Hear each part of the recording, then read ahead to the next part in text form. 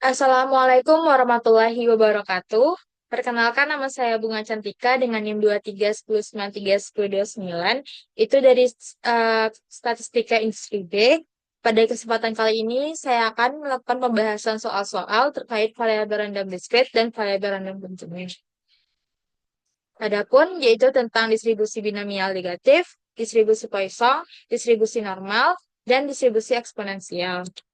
Untuk yang pertama itu distribusi binomial negatif. Distribusi ini mendistribusikan jumlah percobaan yang diperlukan untuk menemukan keberhasilan PR dalam percobaan ke X. Berikut saya tampilkan rumus terkait binomial negatif. Adapun contoh soal terkait yaitu karyawan dari sebuah perusahaan yang memproduksi isolasi sedang diuji untuk mengetahui indikasi asbes pada paru-paru mereka. Perusahaan diminta untuk mengirimkan 3 karyawan yang memiliki indikasi positif asbes ke pusat medis untuk tes yang lebih lanjut. Jika 40% karyawan memiliki indikasi positif asbes pada paru-paru mereka, temukan probabilitas bahwa 10 karyawan harus diuji untuk menemukan 3 yang positif. Di sini kita dapat mengetahui bahwa jumlah kesusahan yang kita inginkan adalah 3. Dan untuk probabilitas suksesnya itu 0,4 dan pengambilan jumlah percobaannya itu adalah 10.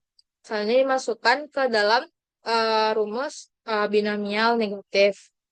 Di sini kita menemukan bahwa 60,8% kemungkinan bahwa dari 10 karyawan yang kita uji itu akan terdapat 3 karyawan yang positif asbes.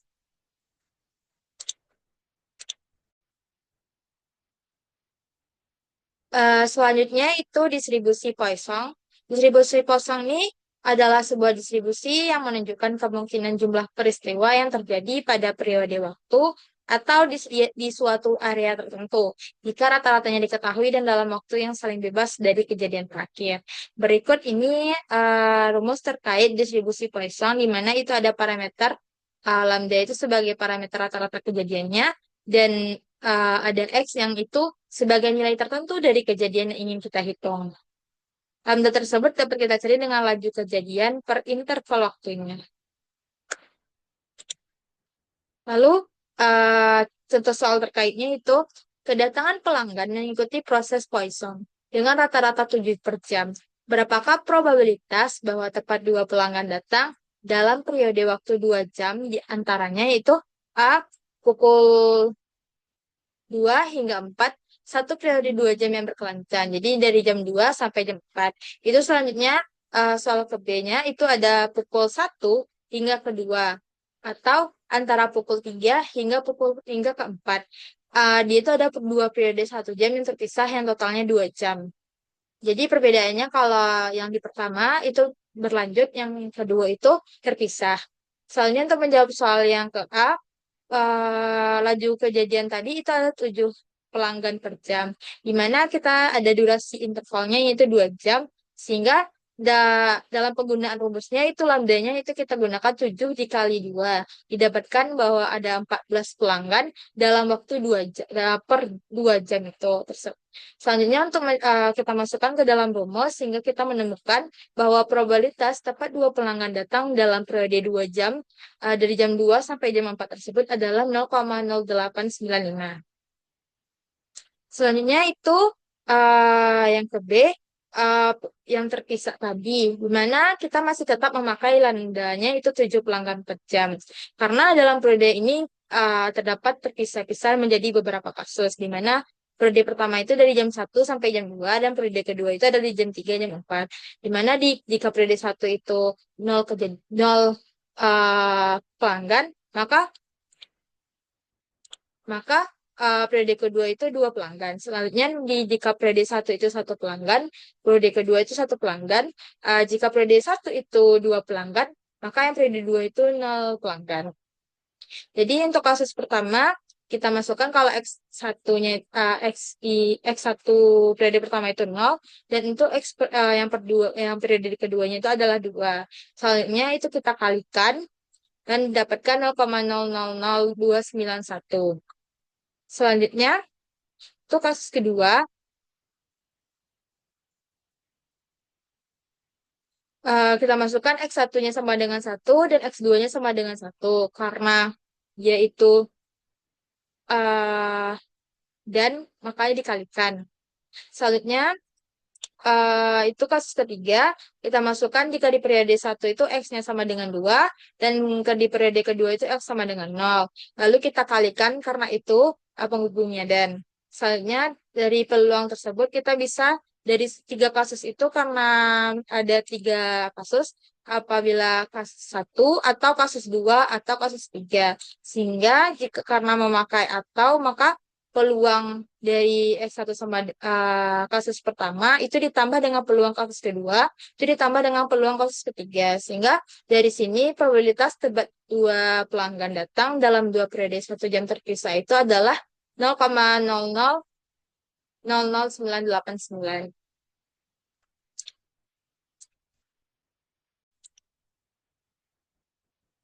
Selanjutnya itu adalah distribusi normal. Distribusi ini juga dikenal dengan distribusi Gaussian. Itu adalah sebuah distribusi yang paling umum di dalam statistika ini. Karena itu juga ditandai dengan lonsing yang simetris. Dan juga ada di puncaknya itu kita bisa menemukan rata-rata dan kedua sisinya itu melandai. Berikut rumus dari distribusi normal. Contoh soal terkait yaitu jadi 200 orang mahasiswa yang mengikuti ujian kalkulus di sebuah prodi itu diperoleh bahwa nilai-nilai rata-rata itu adalah 60 dan simpangan bakunya itu adalah 10. Jadi bila distribusi ini menyebar secara normal berapa uh, yaitu persen yang mendapatkan A jika nilainya itu A itu adalah besar dari 80. Selanjutnya tuh persen yang mendapatkan nilai C. Jika nilai C itu terletak di interval 56 sampai 68. Selanjutnya persen yang mendapat nilai E jika nilainya itu adalah kecil dari 45.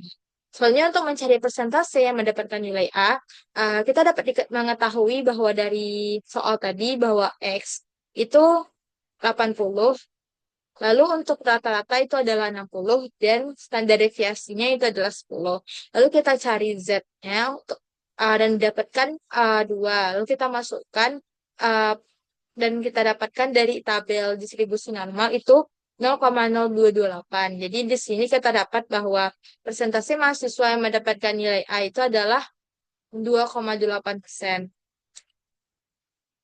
Selanjutnya itu presentasi yang mendapatkan nilai C karena itu ada antara jadi ada nilai batas bawah dan nilai batas atas. Selanjutnya kita cari nilai Z bawah dan nilai Z atasnya. Setelah kita dapatkan, kita bisa mencari kita dapat nilainya itu dari tabel distribusi normal. Didapatkan P kecil dari 0,4 itu 0,3446.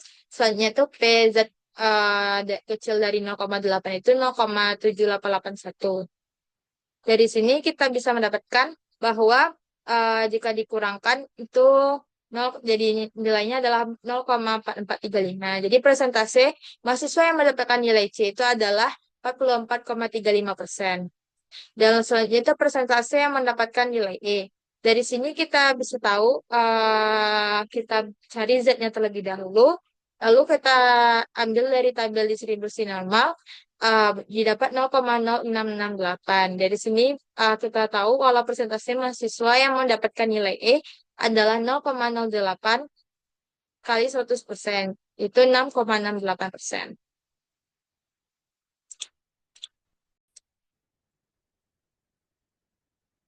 Selanjutnya, yang terakhir itu adalah distribusi eksponensial. Distribusi ini digunakan untuk memodelkan waktu antara dua kejadian yang berlangsung secara independen dan terjadi dengan laju rata-rata yang konstan. Di sini itu ada parameter lambda, itu parameter laju kejadian rata-rata per satuan waktu. Untuk X-nya di distribusi eksponensial itu adalah waktu antara kejadian yang diukur. Berbeda dengan di distribusi Poisson tadi, kalau distribusi Poisson itu X-nya itu adalah banyak kejadiannya dalam interval waktunya. Selanjutnya itu soal terkait yaitu namanya penggunaan telepon di suatu warung dapat dimodelkan oleh distribusi eksponensial dengan rata-rata 10 menit per orang. Jika seseorang mendahului Anda di sebuah warung telepon, tentukan peluang bahwa Anda harus menunggu selama A lebih dari 10 menit dan B di antara 10 dan 20 menit. di nomor di A itu peluang harus menunggu lebih dari 10 menit itu kita bisa mencari lambda. Lambda dari eksponensial itu adalah satu per rata-rata. Dapatkan yaitu 0,1 per menit. Lalu kita masukkan ke rumus CDF-nya, dapatkan 0,3679. Jadi peluang harus menunggu lebih dari 10 menit itu adalah 36,75%. Soalnya itu peluang harus menunggu antara 10 dan 20 menit. Di sini kita harus mencari dulu CDF dari 20 dan CDF dari 10 yang merupakan batas atas dan batas bawahnya. Ini kita dapatkan untuk yang 20 itu 0,3679. Itu dikurangkan dengan CDF 10-nya itu 0,1353 didapatkan 0,2326. Jadi peluang bahwa untuk menunggu itu di antara 10 dan 20 menit itu adalah 23,26%. Mungkin cukup sekian mengenai pembahasan saya terkait soal-soal variabel random discrete dan variabel random code ini. Cukup sekian. Terima kasih. Assalamualaikum warahmatullahi wabarakatuh.